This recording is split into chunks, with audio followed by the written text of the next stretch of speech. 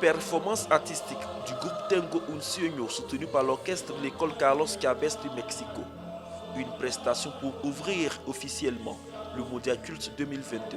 La conférence mondiale sur la culture et le développement durable, la deuxième du genre après celle de 1982, tenue dans cette même ville de Mexico.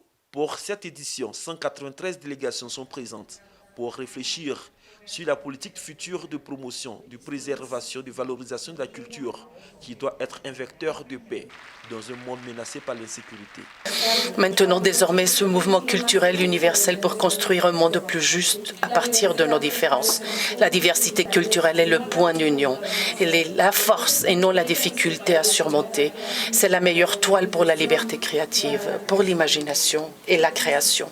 Pour un développement durable de la culture, la directrice générale de l'UNESCO propose 4 axes, dont la diplomatie culturelle et la lutte contre les effets du réchauffement climatique. Cette diplomatie culturelle que nous voulons et que nous pouvons bâtir ensemble, elle doit aussi se donner les moyens de son ambition.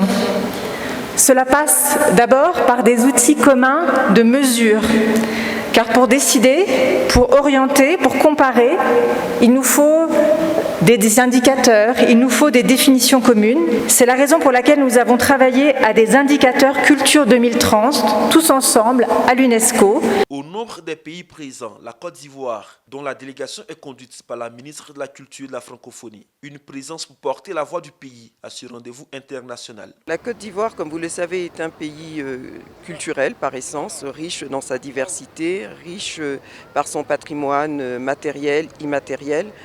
À l'occasion de Mondial Culte, la voix de la Côte d'Ivoire sera importante pour affirmer la place qu'elle n'a jamais cessé d'avoir dans le monde de la culture, affirmer aussi cette diplomatie culturelle qui est portée au plus haut niveau par le président de la République et par le gouvernement.